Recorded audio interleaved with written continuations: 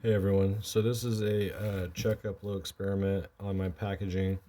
These are fig cuttings, and this package, I don't remember what happened, but either I had forgotten it, it got missed. Either way, they got it, but I left this one sitting around the house for like a month now, probably a little more than a month. So I wanted to see what would happen, for example, if my packages were delayed or lost and then found, and then basically what would happen if these took a long time in the mail, or if somebody had like gotten them and just sat them somewhere. So we're gonna see how good the packing is. These could be covered in rot. They could be covered in roots. Um, the house has been kind of warm, but my wife likes it freezing cold. So it's been like 60 in the house, and I prefer 70, so it's kind of an on and off, but for the most part, it's been cooler.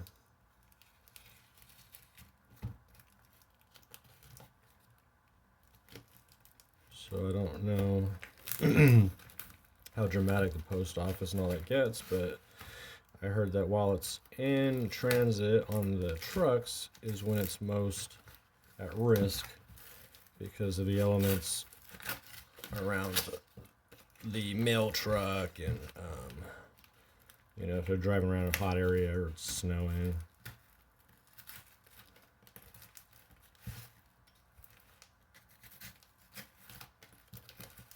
So far, I'm seeing something that does not look too good. But if it's only one, that's better than all four. See, I even had to do it was like a Christmas note and everything. That's what happened. The address came back as not being correct. But then the next time I sent it, oop, I cut one with the razor on accident. So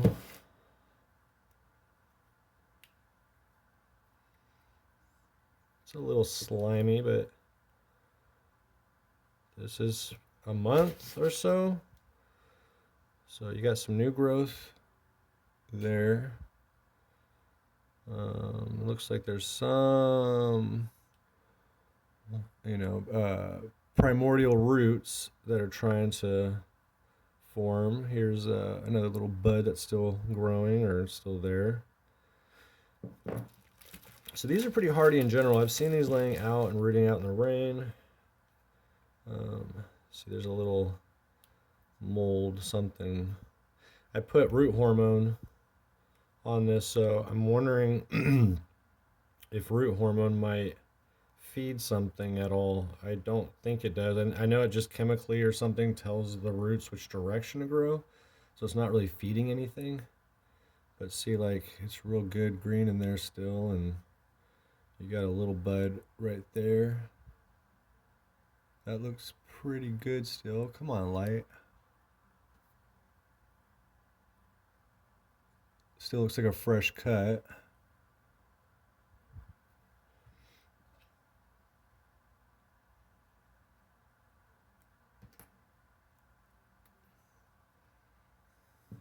So worst case, if you were worried, you could probably just clean these off, give them a little scrub, and probably just do a recut, and you'd be fine. But see, like, there's a little bud right here.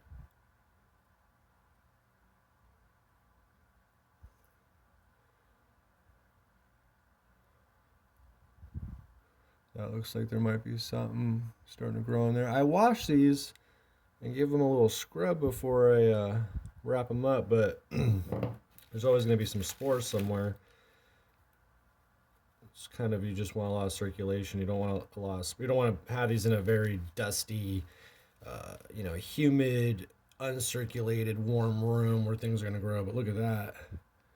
That one's little bud is doing great.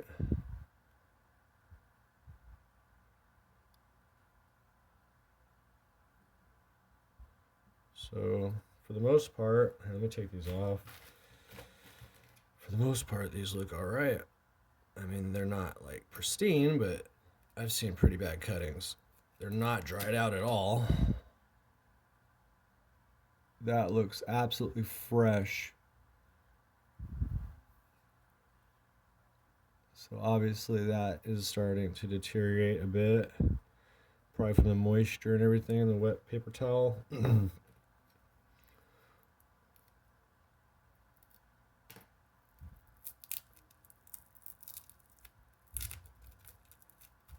So this one.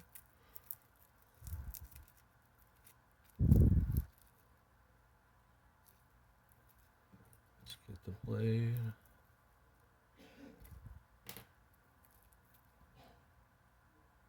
So this one is pretty fresh too. You can see some discoloration starting, but figs naturally harden over, callus over, dry over. I've seen the bottom's completely just rotting, just nasty, but then there's roots that pop out above, and so it just, I think, it may even eat off itself, off what dies. It may, I'm sure, use that as a food source. So this one's probably like the worst. You can see there's stuff definitely growing, but you know, a good cut, I don't have a thing near me, clippers. I'm sure that would just, you know, fix it right up, give it a nice little cleaning. This one looks pretty good.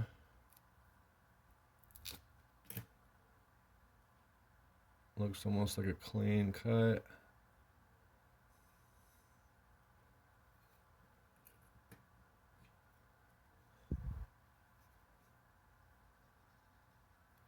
Look at that, still producing sap.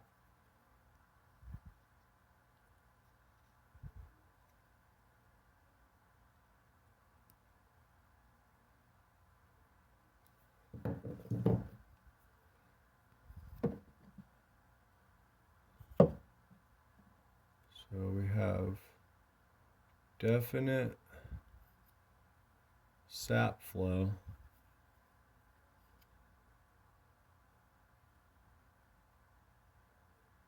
So I wouldn't worry about these being late or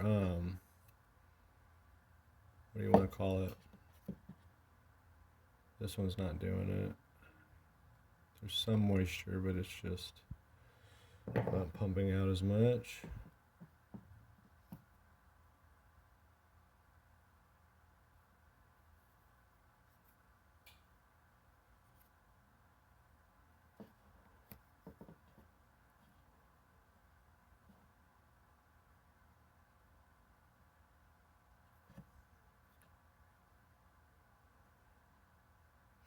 But yeah, they're pretty hardy. This is the Locke's 1994, or 1994, I still need to wake up. 1945. It was planted somewhere in the 1945, 1946. For all I know, it could be 1940s. She wasn't alive. My landlord was, this tree was already here when she was born. It's been chopped out, chopped down multiple times. I had a lot more videos, but I have to redo them because I was wrong on date and information. So there's fruit. It's January 5th. So pretty cool. I'm not going to go back into all the information now, but it's a hell of a tree, hell of a specimen. Nobody's got this right now. Look at the blue jay. They will hide almonds in the air layers. They tear open these air layers and they hide shit in them.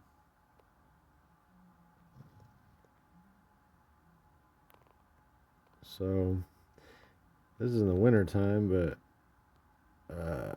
keep an eye on the birds. I did mine real lazy. I just kind of wrap them up, bunch of foil, so there's no bags or anything. They're kind of susceptible to getting torn into, but a lot of them I found torn into that did all right.